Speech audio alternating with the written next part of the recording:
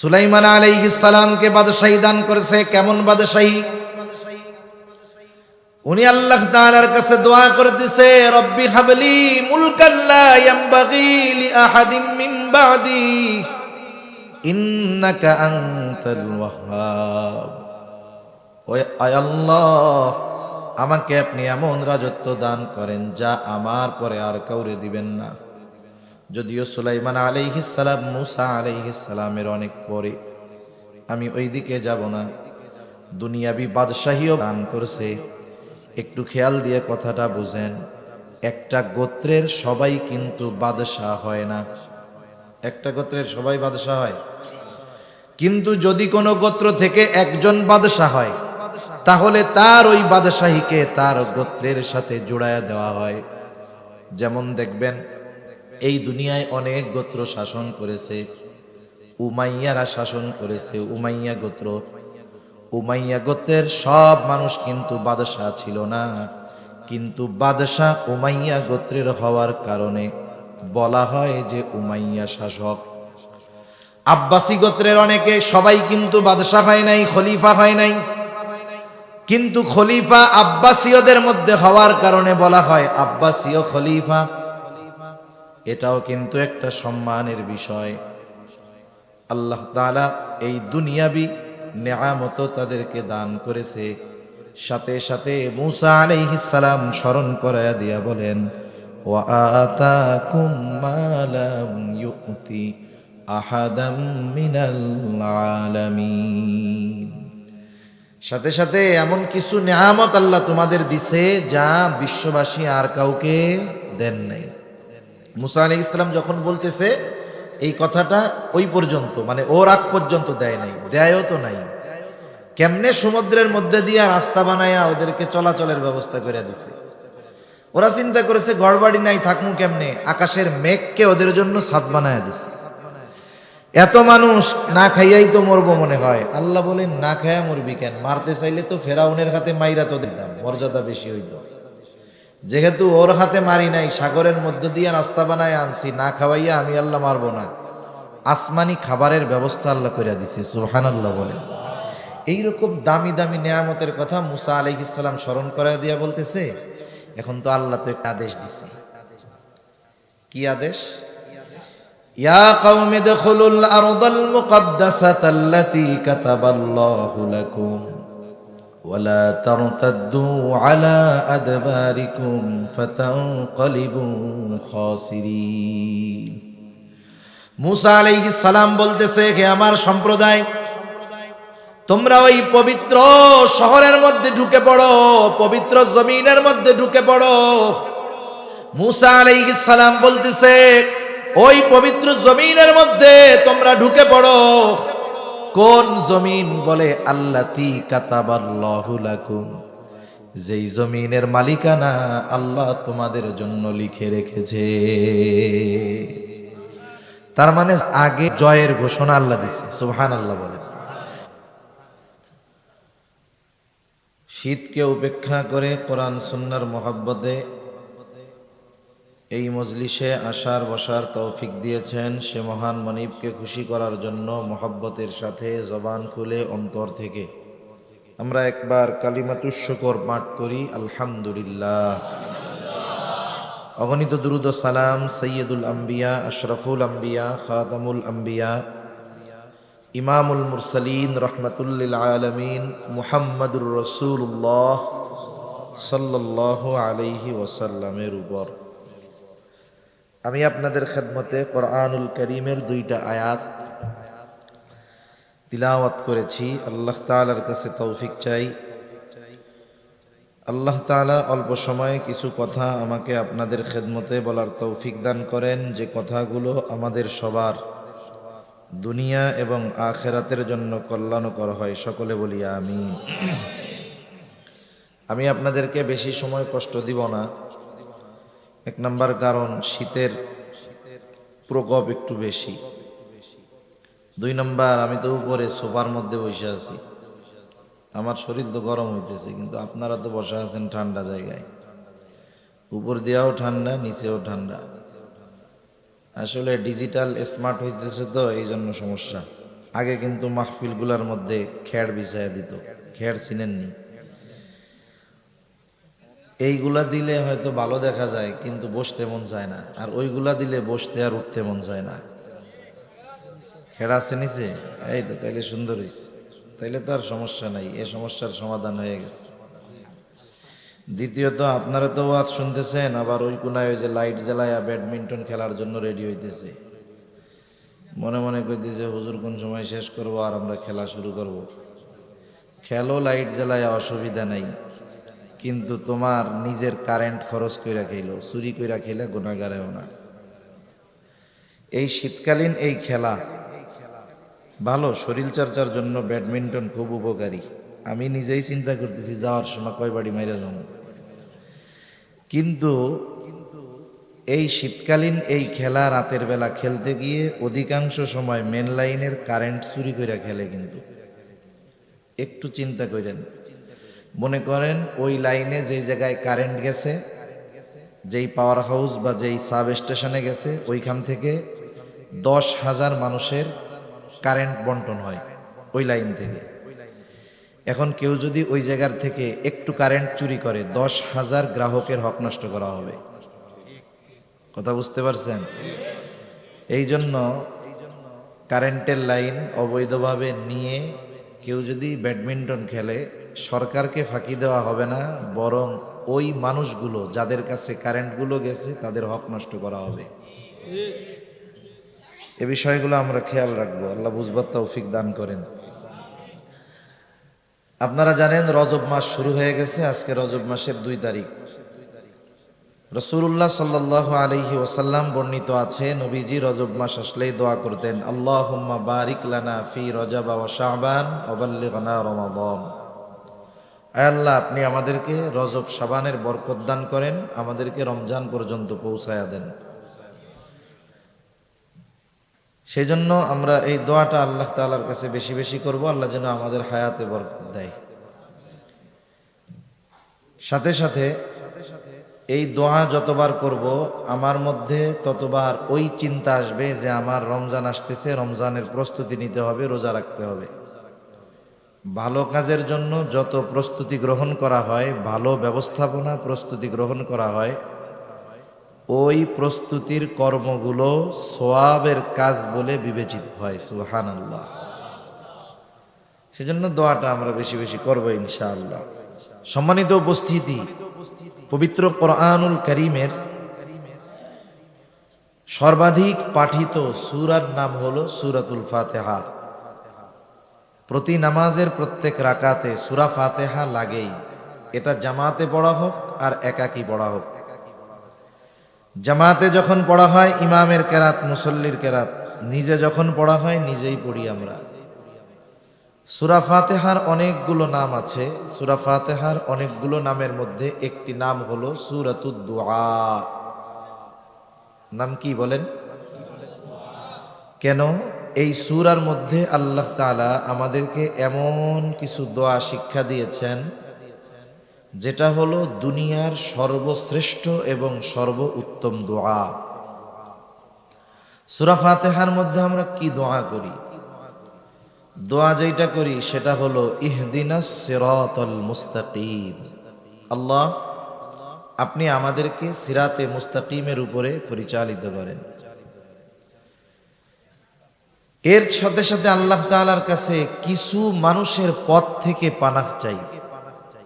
বলি আল্লাহ, ওই পথ সিরাতাল্লাযীনা আন'আমতা আলাইহিম, আপনি যাদের উপরে অনুগ্রহ করেছেন তাদের ওই পথের উপরে আমাদের পরিচালিত করেন। অনুগ্রহ কাদের উপরে আল্লাহ করছে? নবী রাসূলগণ, সিদ্দিকিন, শুহাদা, সালেহিন যারা আছে তাদের পথের উপরে চালান। তাদের পথে আমাদের পরিচালিত করেন না। কারা? গায়রিল মাগদুবি আলাইহিম ওয়ালাদ-দাল্লিন, যারা মাগদুব, অভিশপ্ত, দল, পথভ্রষ্ট, পথে আমাদের পরিচালিত করেন না, বরং তাদের পথ থেকে আমাদের বাঁচান। এটা এত জঘন্য পথ যে আল্লাহ তাআলা সর্বশ্রেষ্ঠ ইবাদতের মধ্যে তাদের পথ থেকে আল্লাহ তাআলার কাছে আশ্রয় চাওয়া এটাকে সর্বশ্রেষ্ঠ দোয়ার মধ্যে আল্লাহ তাআলা অন্তর্ভুক্ত করেছেন। এজন্য এই অভিশপ্তদের পথ থেকে আমাদের বেঁচে থাকার দরকার। আর এই অভিশপ্ত পথভ্রষ্ট জাতি এ দুনিয়াতে এখনো আছে না নাই? এজন্য আল্লাহ তাআলা কোরআনুল কারীমের মধ্যে বলেন, এই জাতির সাথে সম্পর্ক গড়ার থেকে দূরে থাকতে হবে। অথচ আফসোসের বিষয় হলো এদের সাথেই আমাদের বন্ধুত্ব সম্পর্ক বেশি। মানুষের মানবিক প্রয়োজনে তাদের সাথে সম্পর্ক রাখা যেতে পারে, সেটা ভিন্ন কথা। একই জায়গায় থাকেন, সহ অবস্থান করেন, আপনার প্রতিবেশী, সেই হিসাবে তার সাথে এক ধরনের আচরণ হবে। কিন্তু এই অভিশপ্ত এবং পথভ্রষ্ট এই জাতির কোনো মানুষকে নিজেদের অন্তরঙ্গ বন্ধু রূপে গ্রহণ করা যাবে না। আল্লাহ তাআলা নিষেধ করেছেন। আল্লাহ বলেন, ইয়া আইয়ুহাল্লাযীনা আমানু লা তাত্তাখিযু আউলিয়া বা'দুহুম আউলিয়াউ বা'দ। আল্লাহ তাআলা বলেন, ইয়া আইয়ুহাল্লাযীনা আমানু, হে ঈমানদারেরা, লা তাত্তাখিযুল ইয়াহুদা আউলিয়া, তাদেরকে বন্ধু রূপে গ্রহণ করো না। কেন করবা না? বা'দুহুম আউলিয়াউ বা'দ, কারণ তারা পরস্পর পরস্পরের বন্ধু। এই জন্য তাকায় দেখেন, যখন করেছে সর্বপ্রথম তাদেরকে সাপোর্ট দিয়েছে। শুধু তাই না, ওই এই ঘোষণা দিয়েছে কে রক্ষা করার জন্য যত কিছু করার দরকার সব কিছু তারা করার জন্য তৈরি। কেউ যদি ইতিহাস জানেন তাহলে জানবেন এদের মধ্যে কিন্তু চরম দ্বন্দ্ব। কারণ সারাদের নবী হযরত ঈসা আলাইহিস সালাতু ওয়াস সালাম, তারা যাকে নবী বলে দাবি করে, কিন্তু ঈসা আলাইহিস সালাতু ওয়াস সালামকে হত্যার অপচেষ্টা চালিয়েছে। এই জন্য এর মধ্যে চরম দ্বন্দ্ব ছিল। কিন্তু দেখেন, যতই দ্বন্দ্ব থাক, মুসলমানদের বিরুদ্ধে এদের কোনো দ্বন্দ্ব নাই, বরং কাঁধে কাঁধ মিলিয়ে নিধনে এরা নিজেরা নিজেদেরকে সাহায্য করেই চলেছে। এরা একে অপরের বন্ধু। মুসলমানরা এদেরকে বন্ধুরূপে গ্রহণ করবে না, এ নির্দেশ দিচ্ছেন কে? কারণ মনে রাখতে হবে, প্রত্যেকটা জিনিসের একটা প্রভাব আছে। প্রভাব, লোহা এমন এক ধাতু, লোহা মজবুত শক্ত অনেক, কিন্তু লোহার কিন্তু আর একটা লোহাকে আকর্ষণ করার মতো কোনো ক্ষমতা নাই। চুম্বক একটা ধাতু, লোহার চাইতে চুম্বক কিন্তু বেশি শক্ত না, কিন্তু চুম্বকের মধ্যে একটা গুণ আছে, সেটা হলো সে আর একটা লোহাকে আকর্ষণ করতে পারে। লোহা শক্তিশালী, কিন্তু এই যোগ্যতা এর মধ্যে নাই।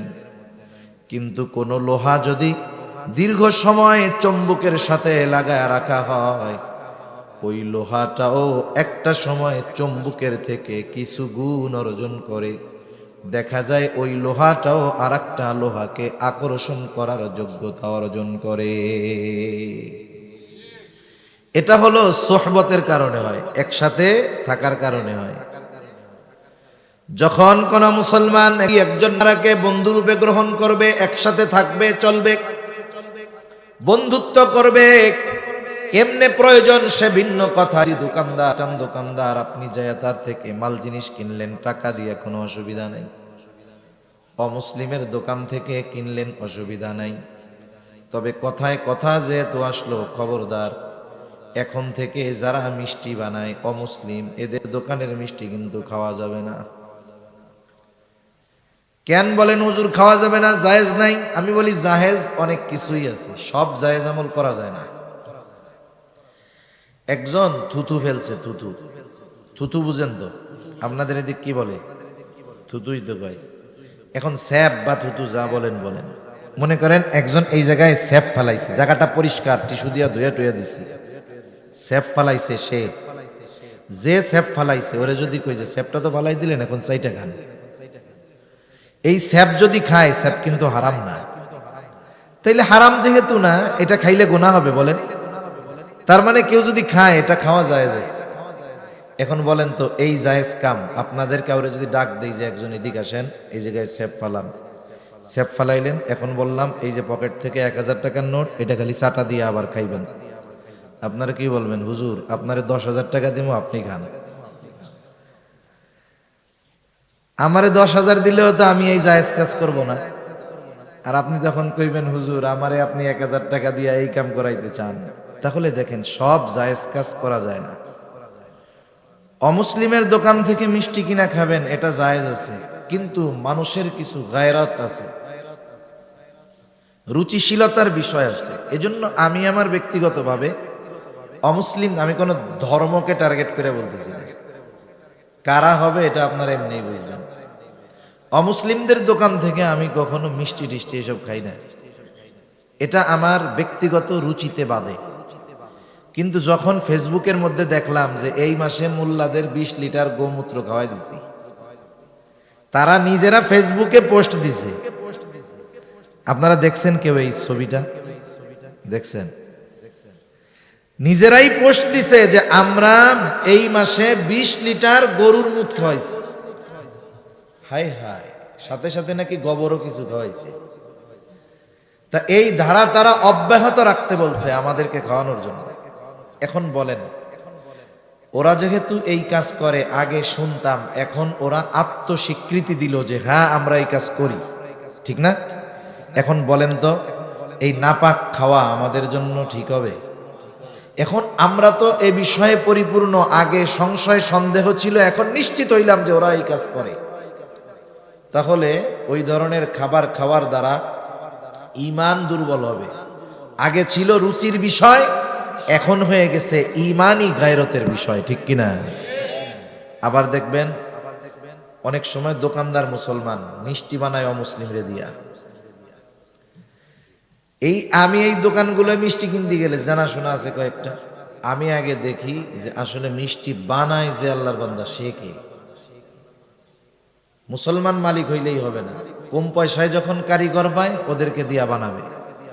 এজন্য খোঁজ নেই যে যে বিক্রি করতেছে দোকান যার, মুসলিম, কারিগর মুসলিম কিনা, এরপরে দেখায় মিষ্টি কিনে। কমপক্ষে ও যা খাওয়াক খাওয়াক, ময়লা টয়লা, সোয়াবিন পাম অয়েল খাওয়াবে, গরুর মূত্র আর খাওয়াবে না। কোন কথার থেকে গেলাম? সব জায়েজ কাজ করা যায় না। সেই জন্য আপনি তাদের দোকান থেকে কিনবেন, কোনো অসুবিধা নাই, সদাই পাতি করবেন, অসুবিধা নাই, কিন্তু তার সাথে বন্ধুত্বের সম্পর্ক হতে পারবে না। লোহা যেমন চুম্বকের সাথে থাকার কারণে চুম্বকের কিছু বিষয় তার মধ্যে চলে আসে, কেউ যদি সাথে ওই ধরনের সম্পর্ক করে, তাদের কালচার তার মধ্যেও চলে আসে। সেজন্য আল্লাহ রাব্বুল আলামিন জানায় দেয়, এই অভিশপ্তদের সাথে বন্ধুত্ব করবা না। এরা কেমন অভিশপ্ত? কেন অভিশপ্ত? তারা অভিশপ্ত হওয়ার কারণ কি? কোরআনুল কারীমের মধ্যে অনেক কারণ পাওয়া যায় তারা অভিশপ্ত। এক নম্বর, অন্যতম কারণ, এই জাতি ছিল সর্বোচ্চ অকৃতজ্ঞ এক জাতি, নাশকরগুজার জাতি। অকৃতজ্ঞ কাকে বলে? যে আল্লাহ তাআলার নেয়ামত পাওয়ার পর নেয়ামতের শুকরিয়া আদায় করে না, ওকেই বলা হয় অকৃতজ্ঞ। পবিত্র কোরআনুল কারীমের সর্ববৃহৎ সূরা, এই সূরার নাম কি বলেন তো? বাকারা, গাভীর সূরা। এই সূরা বাকারার মধ্যে আল্লাহ তাআলা দত্ত ধারাবাহিক প্রায় 40টার উপরে নেয়ামতের কথা আল্লাহ তাআলা বর্ণনা করছেন। হাকিমুল উম্মাত আশরাফ আলী থানবী রহমাতুল্লাহি আলাইহি, আশরাফ আলী থানবী রহমাতুল্লাহি আলাইহির একটা তাফসির আছে, তাফসিরে বয়ানুল কোরআন। তাফসিরে বয়ানুল কোরআনের মধ্যে আশরাফ আলী থানবী রহমাতুল্লাহি আলাইহি একেবারে নাম্বার উল্লেখ করে করে করে করে লিখে দিয়েছেন যে এতগুলো নেয়ামত দিছে ধারাবাহিকভাবে। আফসোসের ব্যাপার হলো প্রত্যেকটা নেয়ামতের বিপরীতে ওদের অকৃতজ্ঞতা প্রকাশ পেয়েছে।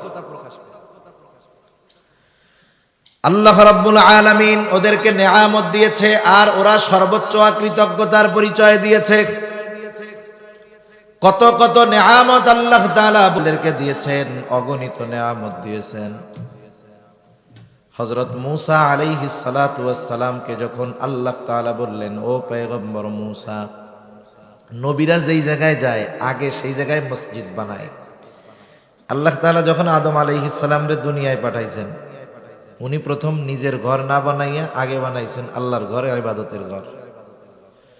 আল্লাহ তাআলা কোরআনুল কারীমের মধ্যে বলেন, ইন্না আউওয়ালা বাইতিন ওয়াদিআ লিন-নাসি লাল্লাযী বিবাক্কাতা মুবারাকান ওয়া হুদাল লিল-আলামিন।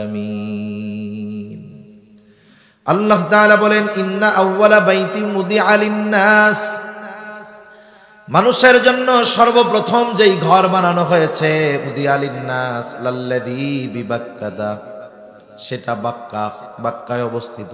এই ঘর আল্লাহর ঘর। বিবাক্কাতা মুবারাকান ওয়া হুদাল লিল-আলামিন, এই ঘরটা হলো বরকতময় ঘর, গোটা বিশ্ব জগতের সকলের হেদায়েতের মূর্ত প্রতীক এই ঘর।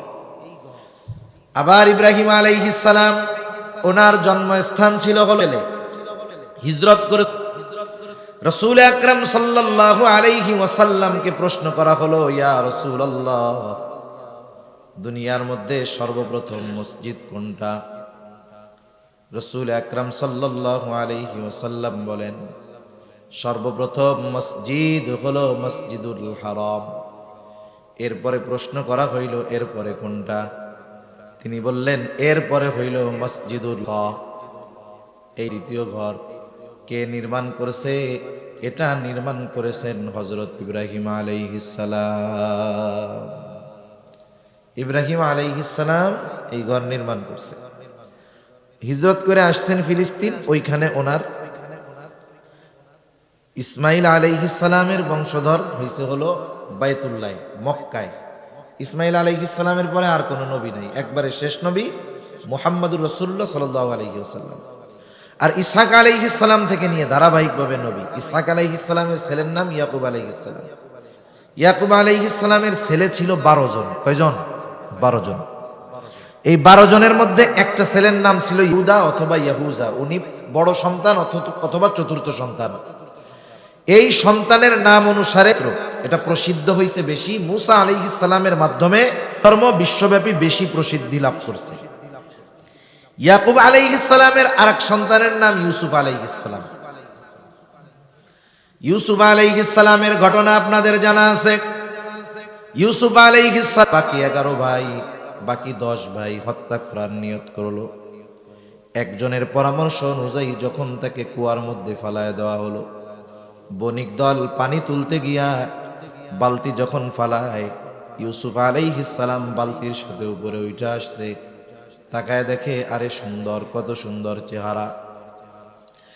নিয়ে গেছে বাজারে বিক্রয় করার জন্য। আপনাদের বাজারে যখন দামি কোনো জিনিস ওঠে সবাই কিন্তু কিনতে পারে না। হাফ কেজি ওজনের বোয়াল মাছ সবাই কিনতে পারে। ওই বোয়াল মাছটা যদি 30 কেজি ওজন হয়, মাছ তো বোয়ালি, কিন্তু ওজন বেশি, দামও বেশি, ঠিক না? ইউসুফ আলাইহিস সালামের চেহারা সুন্দর, গোলাম বানায়া বিক্রয় করবে, সকলের কেনার মতো অ্যাবিলিটি নাই। কে কিনছে? মন্ত্রী কিনা নিয়ে গেছে। খাদ্যমন্ত্রীর ঘরে ইউসুফ আলাইহিস সালাম যতই কৈশোরে পদার্পণ করতেছে, যৌবনে পদার্পণ করতেছে, চেহারার সৌন্দর্য আরো বাড়তেছে। কত সুন্দর চেহারা! এই চেহারায় আকৃষ্ট হয়ে গেল মিশরের খাদ্যমন্ত্রীর স্ত্রী। ইউসুফ আলাইহিস সালাতু ওয়াস সালামকে কুপ্রস্তাব দিল, উনি রাজি হয় নাই। ওই মহিলা চক্রান্ত করে ইউসুফ আলাইহিস সালামকে জেলে পাঠায়া দিছে। কেমন সুন্দর ছিল ইউসুফ আলাইহিস সালামের চেহারা! মানুষেরা, মেয়েরা বলা বলি করতেছে, দেখ এত সম্ভ্রান্ত ব্যক্তির স্ত্রী, সে তার ঘরের কাজের লোক, গোলাম তো ছিল তখন। কয় যে এর প্রেমে আসক্ত হইয়া কি করছে দেখ, লজ্জার ব্যাপার। সবার জবাব তো আর একসাথে দেওয়া সম্ভব না। এখন তো ডিজিটাল জামানা, কেউ আমারে কিছু কইলে ফেসবুকে স্ট্যাটাস দিলে সবাই জবাব পেয়ে গেল। জুলাইখা সব মহিলাদেরকে দাওয়াত দিছে, দাওয়াত দিয়া বলতেছে সবাই বসো, দস্তরখান রেডি, খাবার রেডি, সবার হাতে এক একটা ফল আর এক একটা ছুরি।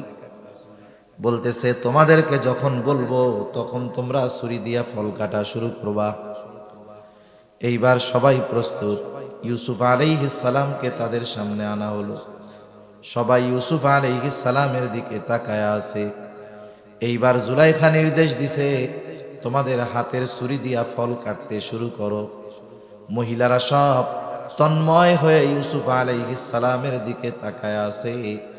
ফল কাটার বদলে ছুরি দিয়া কোন সময় হাত কাটতেছে, হাত কেটে রক্তাক্ত করে ফেলতেছে, ওই সৌন্দর্যের দিকে তাকায়া এতটা তন্ময় হয়েছে যে কেউ হাত কাটতেছে কিন্তু টের পাইতেছে না। তারা বলতেছে আরে এটা তো মানুষ না, মাহাদা বাশারা ইনহাদা ইল্লা মালাকুন কারীম। আরে এটা তো ফেরেশতা, এটা কি মানুষ হইতে পারে? কেমন সুন্দর ছিল ইউসুফ আলাইহিস সালাম। যাই হোক, এক সময় জেলখানায় দিছে।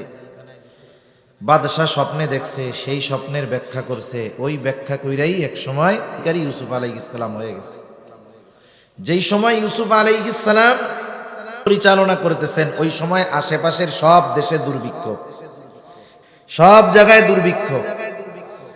প্রথম 7 বছর যেই ফসল উৎপাদন ভালো হয়েছে, স্বপ্নের ব্যাখ্যা, বাদশাহ এই কথাটা তার ভালো লাগছে। সে এমন ভাবে সম্পদ বা শস্য গুদামজাত করছে যে দুর্ভিক্ষের 7 বছর সে নিজের চাহিদা পূরণ কইরা, নিজের দেশের চাহিদা পূরণ কইরা আশেপাশের দেশের মানুষকেও সে খাদ্য শস্য দান করতে পারে। যখন আশেপাশের মানুষরা শুনছে যে ওই জায়গায় গেলে তো শস্য পাওয়া যাবে, সবাই লাইনে লাইনে আসছে, এক একজন এক এক বস্তা পাবে। ইয়াকুব আলাইহিস সালামের ছেলে আরো 11 জন আছে, এই জন তো বাদশাহ জানে না। ইয়াকুব আলাইহিস সালামের ছেলেরা বলতেছে আব্বা আমরা যাই, 10 ভাই আসছে, 10 বস্তা নিয়ে গেছে, উনি তো চিনা ফেলছে এরা আমার ভাই। যাই হোক, লম্বা ইতিহাস। এক সময় জানছে, ওনাদেরকে মাফ করে দিছে, সাথে সাথে বলছে এক কাজ করো, আব্বারে বলছে যে আপনি আমার ভাইদেরকে সহ সবাই মিলে গোটা দুনিয়ার মধ্যে সবচাইতে উর্বর এবং সবচাইতে আধুনিক শহর ছিল ওই দিক দিয়া ফেরাউনের জুলুম, আল্লাহ তাআলা চাইলো যে আপনি এদেরকে নিয়ে ওই দিক চলে যান। মুসা আলাইহিস সালাম আল্লাহর নির্দেশে রওনা দিয়ে দিলেন। সাগর পাড়ি দিয়ে এই পাড়ে চলে আসছে। আমি আর ওই ঘটনার দিকে যাব না, জানা আছে সবার। যখন এই পাড়ে আসছে, আল্লাহ তাআলা চাইলেন ওর মালিকানা আল্লাহ পুনরায় এর হাতে তুলে দিবে। কিন্তু দামি জিনিস সহজে পাইলে মানুষ কদর করে না। দেখবেন বাবা বিদেশে থাকে, কত কষ্ট করে, বাবা রক্তকে পানি বানায়া সম্পদ উপার্জন করে। একটা রিয়াল, একটা ডলার ভাঙার সময় 10 বার চিন্তা করে। ওই বাবা যখন তার কষ্টার্জিত সম্পদ বাড়িতে পাঠায়া দেয়, তার পোলা বাবার ওই কষ্টার্জিত সম্পদের মূল্যায়ন করতে পারে না, বরং বন্ধুদেরকে নিয়ে আড্ডা মাড্ডা দিয়া প্রতিদিন হাজার হাজার টাকা নষ্ট করে। আছে না নাই? দামি জিনিস সহজে পাইলে মানুষ কদর করে না। আল্লাহ তাআলাও চাইলেন এমন দামি জিনিসের মালিক আমি আল্লাহ তাদের বানাবো, যদি বিনা পরিশ্রমে অর্জন করে মূল্যায়ন করবে না।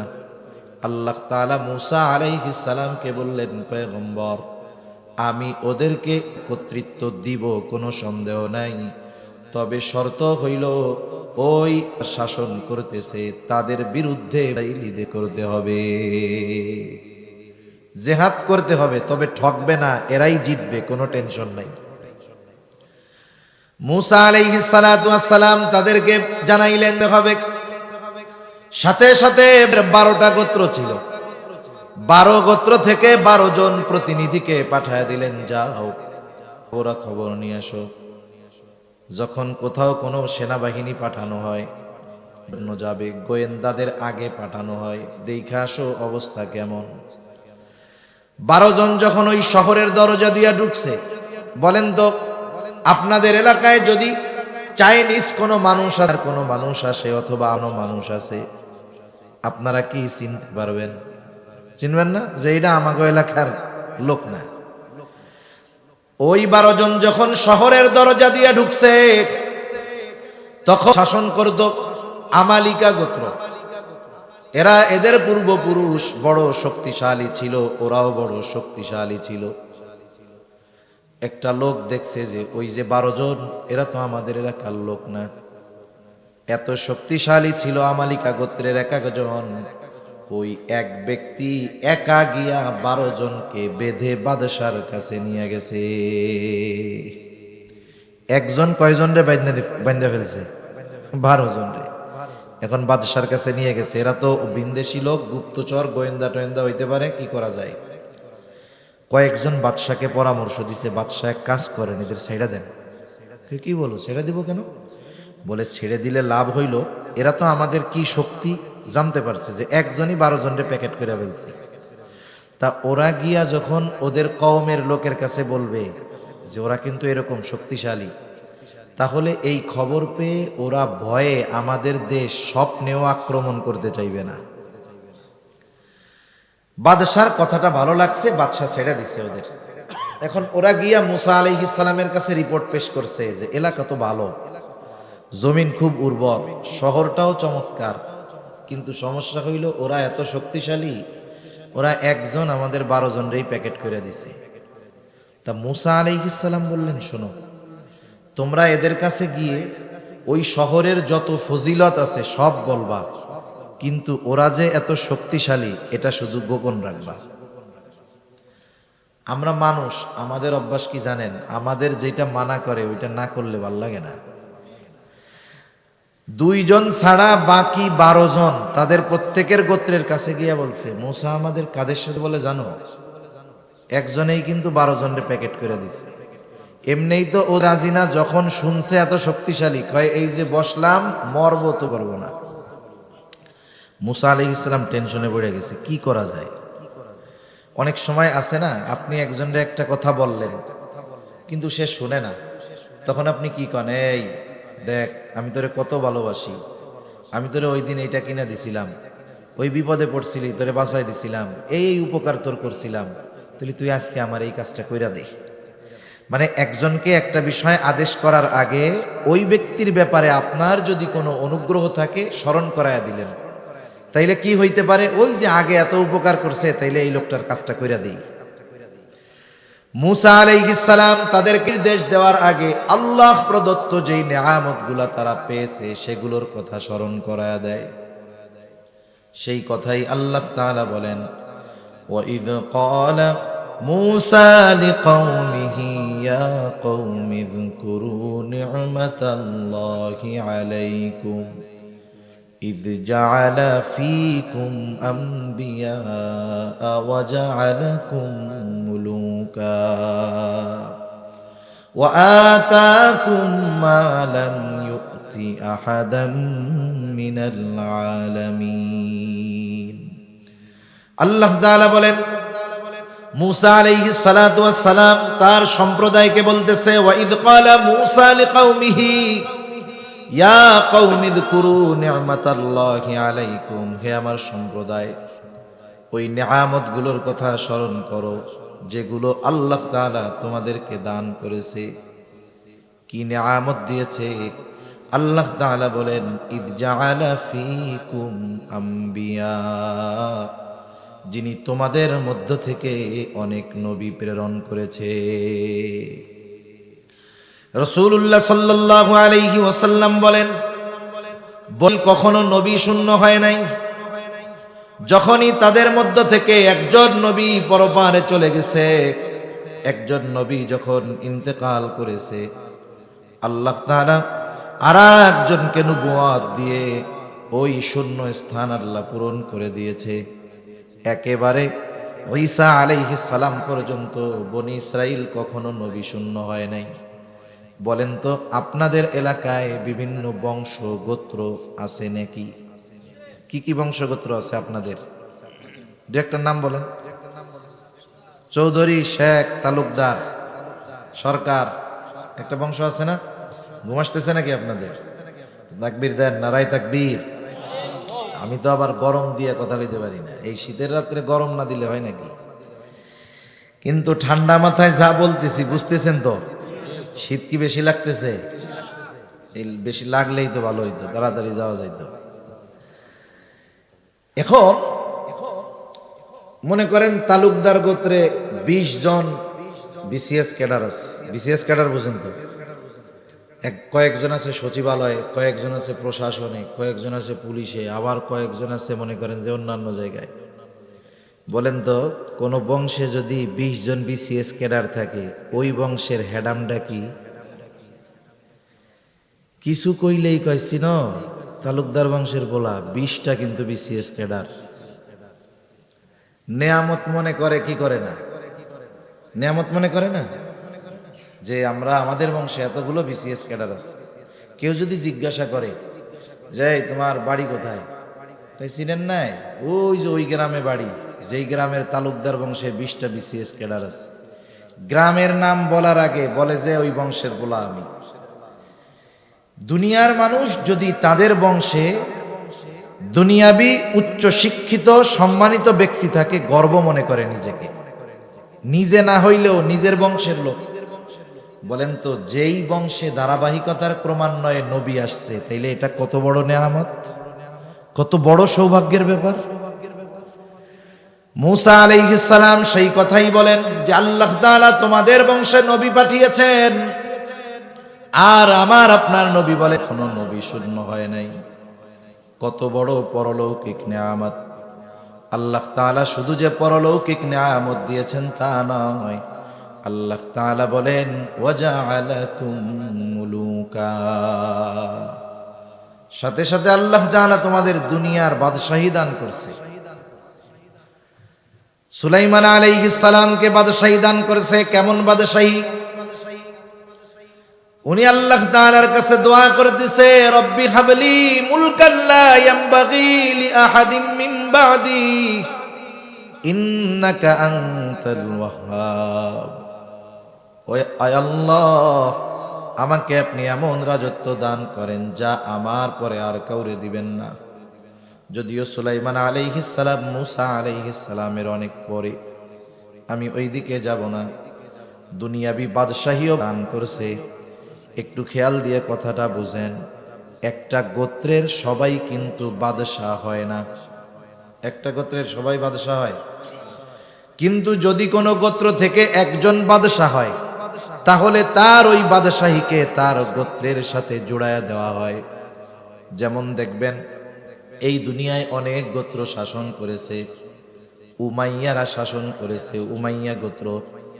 উমাইয়া গোত্রের সব মানুষ কিন্তু বাদশাহ ছিল না, কিন্তু বাদশাহ উমাইয়া গোত্রের হওয়ার কারণে বলা হয় যে উমাইয়া শাসক। আব্বাসী গোত্রের অনেকে সবাই কিন্তু বাদশাহ হয় নাই, খলিফা হয় নাই, কিন্তু খলিফা আব্বাসীয়দের মধ্যে হওয়ার কারণে বলা হয় আব্বাসীয় খলিফা। এটাও কিন্তু একটা সম্মানের বিষয়। আল্লাহ তাআলা এই দুনিয়াবি নেয়ামত তাদেরকে দান করেছে।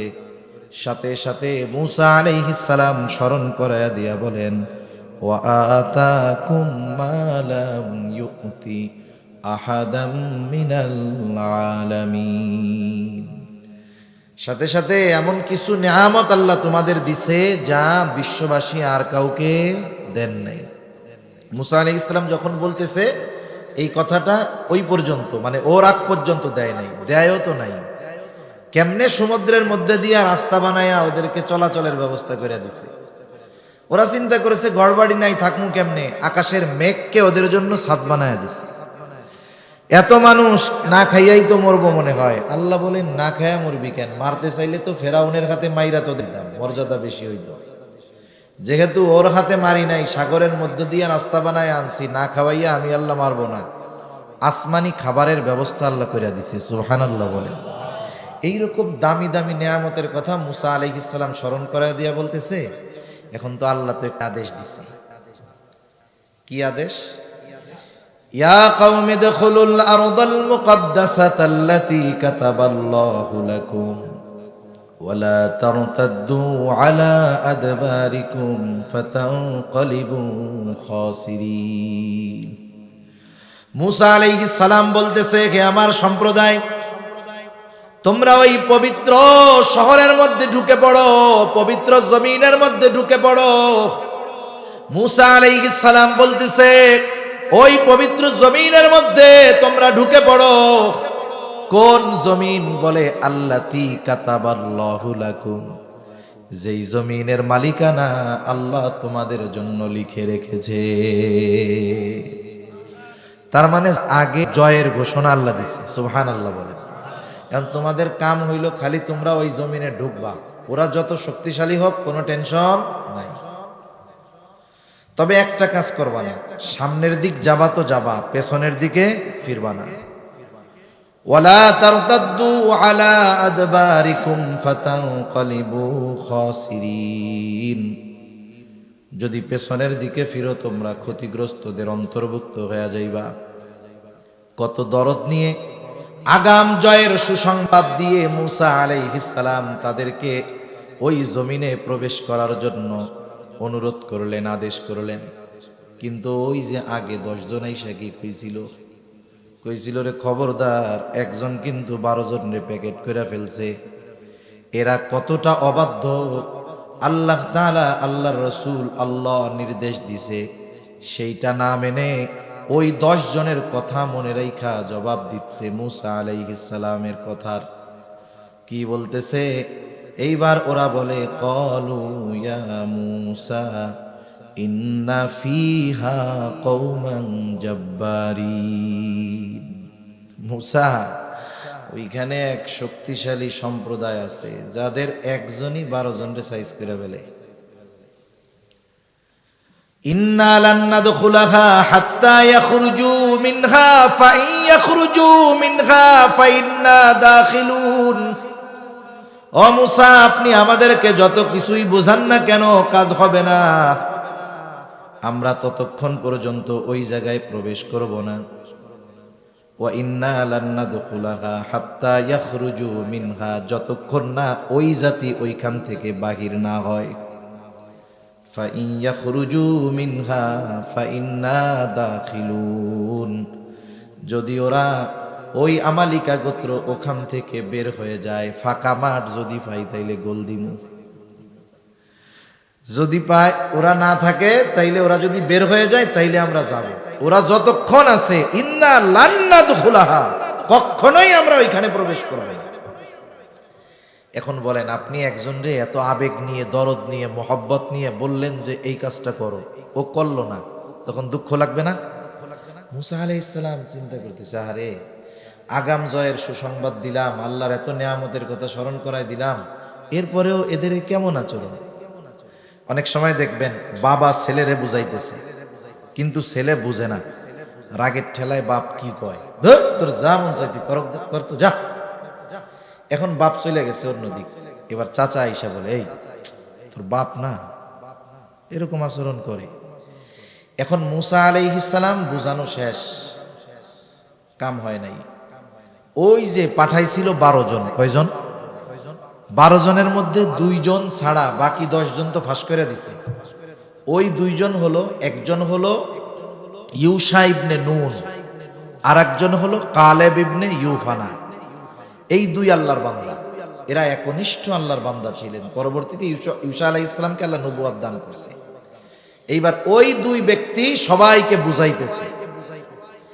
قال رجلان من الذين يخافون أنعم الله عليهم ادخلوا عليهم الباب فإذا دخلتموه فإنكم غالبون। যাদের উপরে আল্লাহ তাআলার বিশেষ অনুগ্রহ ছিল, ওই 2 আল্লাহর বান্দা তাদেরকে বলতেছে, তোমরা শহরের নিকট দরজা দিয়ে শহরে প্রবেশ করো, কোনো টেনশন কইরো না।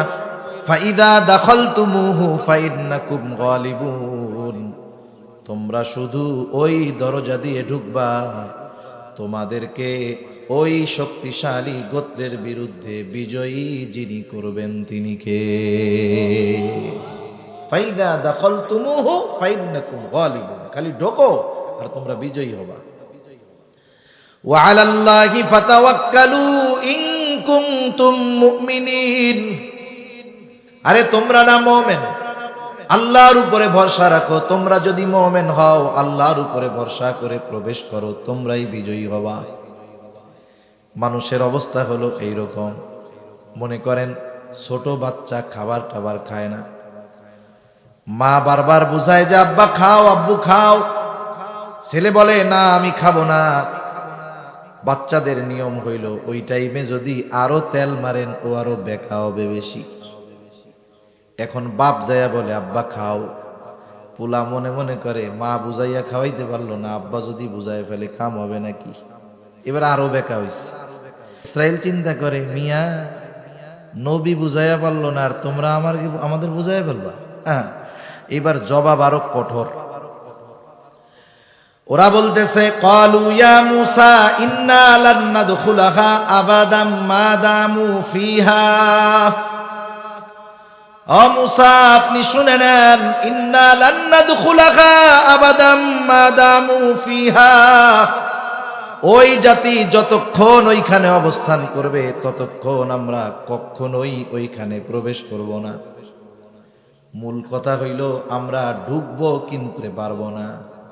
এরা তাড়ায় দেন, এরপরে আমরা গিয়া ঢুকবো, কোনো অসুবিধা নাই। এখন ওরা বলতেছে ঢুকবো তো না, করতে পারবো না। যদি করতে হয় ফাযহাব আনতা ওয়া রাব্বুকা ফাকাতিলা ইন্না হাহুনা কাঈদুন। ওরা বলতেছে আমরা তো এখানে প্রবেশ করবই না, করতে পারবো না। আপনি আপনার রব আর আপনি করেন, আমরা এখানে বসলাম, আমরা পারবো না। একটু চিন্তা করে দেখেন, সব মুফাসসির এই আয়াতের তাফসীরের মধ্যে রাসূলুল্লাহ সাল্লাল্লাহু আলাইহি ওয়াসাল্লামের সাহাবীদের কথা আনছেন যে চিন্তা করো কোথায় মূসা আলাইহিস সালামের সাথী আর কোথায় পয়গম্বর আরবি মুহাম্মদুর রাসূলুল্লাহ সাল্লাল্লাহু আলাইহি ওয়াসাল্লামের সাথী। এত নিয়ামত খাওয়ার পরেও, এত কুদরত দেখার পরেও আল্লাহ তাআলার নির্দেশ মেনে ময়দানে যায় নাই, জুরাগাম সুসংবাদ পাওয়ার পরেও চলে যায় নাই। কিন্তু রাসূলুল্লাহ সাল্লাল্লাহু আলাইহি ওয়াসাল্লামের উম্মত বদরের ইতিহাস, লম্বা ইতিহাস, পটভূমি বলার মতো সময় নাই। যারা আছেন উলামায়ে কেরাম অথবা যারা ইতিহাস জানেন, আপনারা জানেন মূলত এটা সংগঠিত হওয়ার কথা ছিল না। নবীজি মূলত সৈন্যবাহিনী পাঠায় নাই, পাঠাইছিল ছোট্ট একটা দল আবু সুফিয়ানের বাণিজ্য কাফেলাকে আটক করার জন্য, বাধা দেওয়ার জন্য, আক্রমণ করার জন্য। আবু সুফিয়ান যখন বুঝতে পারছে বিপদ, খবর পাঠায়া দিছে যে কোনো মুহূর্তে আমাদের বাণিজ্য কাফেলা আক্রান্ত হইতে পারে, সাহায্যের জন্য লোক পাঠাও। আবু জেহেল 1000 সৈন্যবাহিনী সশস্ত্র অবস্থায় নিয়ে হাজির রওনা দিছে। এদিক দিয়ে আবু সুফিয়ান নিরাপদ জায়গায় পৌঁছায় গেছে। আবু জেহেলের কাছে খবর পাঠায় দিছে যে তোমরা কার অভিমুখে রওনা হয়ে যাও, আমরা নিরাপদ জায়গায় চলে আসছি, আর বিপদের আশঙ্কা নাই। কিন্তু আবু জেহেল ও চিন্তা করেছে এটাই তো সুযোগ, মুসলমানেরা সংখ্যায় কম আছে, অস্ত্র শস্ত্র তেমন নাই, আমি তো পূর্ণ প্রস্তুতি নিয়ে আসছি। এখন যদি ওদের সাথে লড়াই করতে পারি, ওদের লোকবল নাই, অস্ত্রের বলও নাই, হয়তো আমি ইসলামকে, মুসলমানকে চিরতরে নিশ্চিহ্ন করে দিতে পারবো। এই আশায় পায়ে পাড়া দিচ্ছে। অবস্থা এইরকম, নবীজি চিন্তায় পড়ে গেছে। একে তো গরমের সময়, দ্বিতীয়ত আবার রোজা। ওই বছরই রোজা প্রথম ফরজ হয়েছে। আরবের কি গরম, রোজা রেখে ওই গরমের মধ্যে কইরা আর কোনো উপায় নাই। নবীজি সাহাবায়ে কেরামদের নিয়ে পরামর্শ করতেছেন। মুহাজিরদের কাছে সর্বপ্রথম পরামর্শ চাইলেন কি করা যায়। মুহাজির যারা থেকে মদিনায় হিজরত করছে, তারা বলতেছে ইয়া রাসূলুল্লাহ, আমরা তো ঈমান এনেছি, দ্বীনের জন্য সব ছাড়ছি, আমরা প্রস্তুত, কিন্তু সংখ্যায় বেশি আনসারেরা, তাদের সহযোগিতা দরকার। নবীজি চিন্তা করতেছিলেন না জানি আনসারেরা বলে বসে, ইয়া রাসূলুল্লাহ, আপনারা আসলেন মদিনা মক্কা থেকে, থাকার জায়গা দিলাম, সব দিলাম, এখন কি আবার জীবনও দিতে বলেন নাকি? নবীজি আনসারদের পরামর্শ চাইলেন, কি করা কি করব না।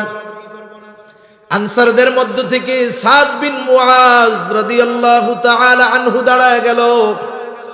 সাদ বিন মুআজ রাদিয়াল্লাহু তাআলা আনহু বলে, ইয়া রাসূলুল্লাহ, আপনি আমাদের কাছে জানতে চান আমরা কি বলবো, আমাদের মত কি?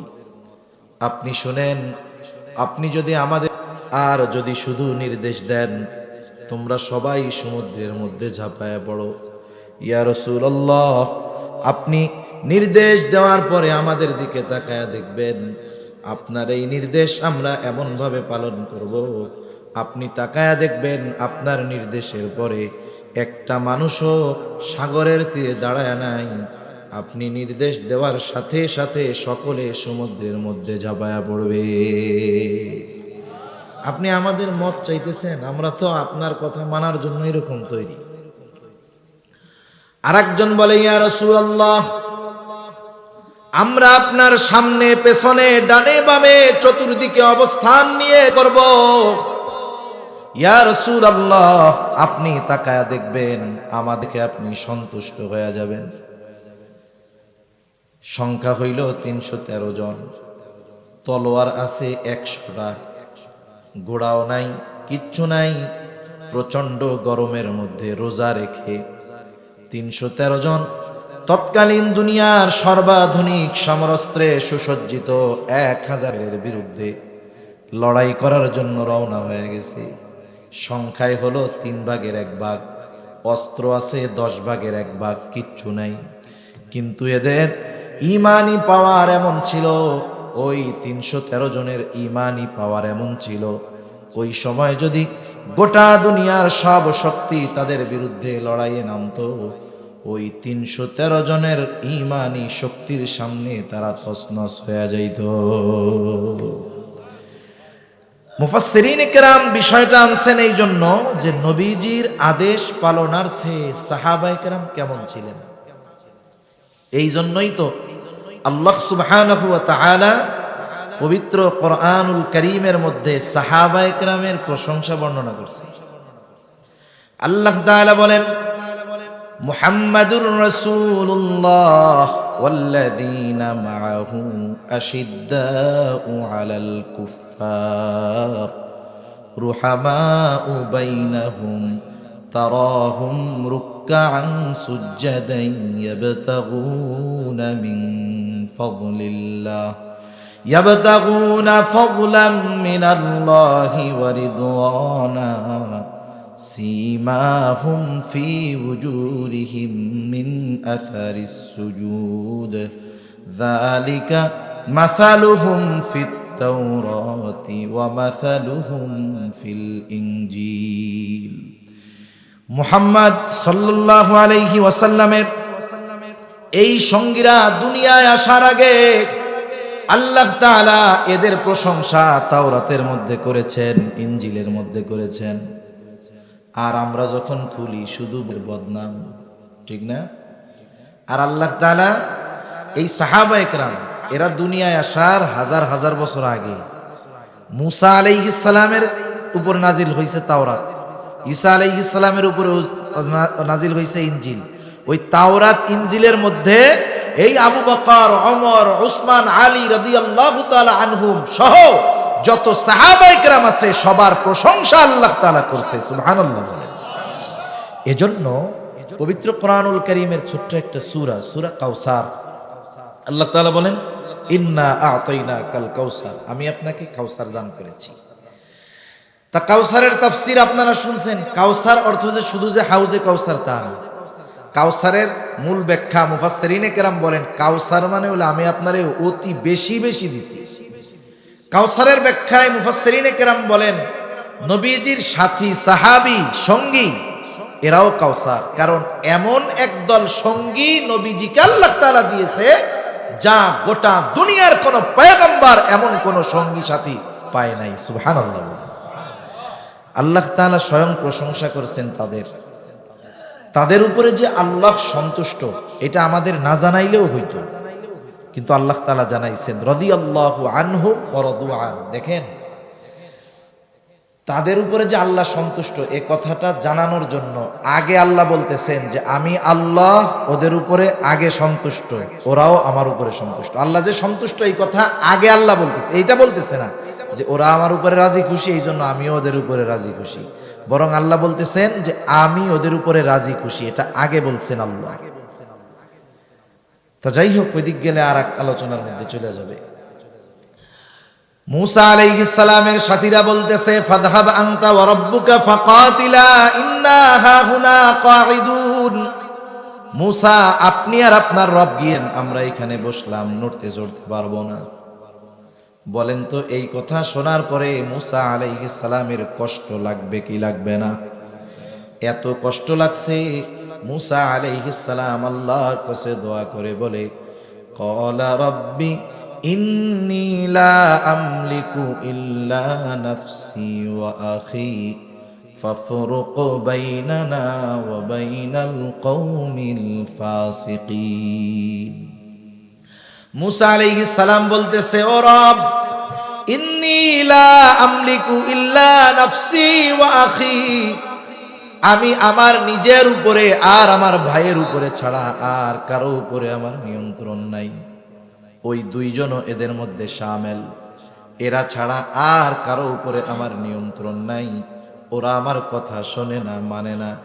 সুতরাং আল্লাহ ফাফরুক বাইনানা ওয়া বাইনাল কওমিল ফাসিকিন, আপনি এই ফাসিকদের থেকে আমারে আলাদা করে দেন, এদের সাথে আমি আর থাকতে চাই না। উম্মতের আচরণে নবীজি কত মর্মাহত কষ্ট যে নবী মুসা আলাইহিস সালাম বলতেছে ওদের থেকে আলাদা করে দেন, আমি আর থাকতে চাই না। আল্লাহ তাআলা মুসা আলাইহিস সালামকে সান্ত্বনা দিলেন, একটা হলো ওদের ওই অপরাধের শাস্তি, দ্বিতীয় ওনার একটু সান্ত্বনা দিচ্ছেন। আল্লাহ তাআলা বলেন ক্বালা ফাইন্নাহা মুহাররামাতুন আলাইহিম 40 সানাহ ইয়াতিহুনা ফিল আরদ ফালা তা'সা আলাল কওমিল ফাসিকিন। এই ফাসিক সম্প্রদায়ের আচরণে আপনি কষ্ট পায়েন না। শোনেন, এরা যে এমন আচরণ করলো, ক্ষতি তো ওদেরই হইছে। এই অকৃতজ্ঞতার কারণে, সীমা লঙ্ঘনের কারণে, অবাধ্যতার কারণে ক্ষতি ওদেরই হইছে। যেই জিনিসটা আমি আল্লাহ ওদেরকে সহজে দিয়ে দিতাম, অকৃতজ্ঞতার কারণে, অবাধ্যতার কারণে, সীমা লঙ্ঘনের কারণে এটাকে আমি ওদের জন্য 40 বছর নিষিদ্ধ করে দিলাম, হারাম করে দিলাম, পাবে না। এখন মুসা আলাইহিস সালামের সাথে এমন আচরণ করলো, সকালবেলাই বলে মুসা আমরা আর এইখানে থাকব। এইবার সকালবেলায় হাঁটা শুরু করেছে, হাঁটতেছে এদিকে, হাঁটতে হাঁটতে সকালবেলা হাঁটা শুরু করে, যখন সন্ধ্যায় হাঁটা থামায়, দেখে সকালে যেইখান থেকে হাঁটা শুরু করছে সন্ধ্যায় আইসা সেই জায়গায় হাজির। আবার পরের দিন হাঁটা শুরু করেছে, সকাল থেকে সন্ধ্যা পর্যন্ত হাঁটছে, সন্ধ্যার সময় আইসা দেখে আবার সেই জায়গায় হাজির। এইভাবে 1-2 দিন না, পুরা 40টা বছর, সারাটা দিন আল্লাহ তাআলা এইদেরকে শুধু হাঁটানোর উপরে রাখছে। এই 40 বছর তিহ ময়দানের মধ্যে খালি ঘুরছে। 40 বছরের মধ্যে মুসা আলাইহিস সালাম দুনিয়া থেকে চলে গেছে, হারুন আলাইহিস সালামও চলে গেছে। এরপরে ইউশা ইবনে নুনকে আল্লাহ তাআলা নবুয়ত দিয়েছেন, ওনার নেতৃত্বে বনা তওবা করে আমালিকা গোত্রের সাথে আল্লাহ তাআলা তাদেরকে বিজয় দান করছে।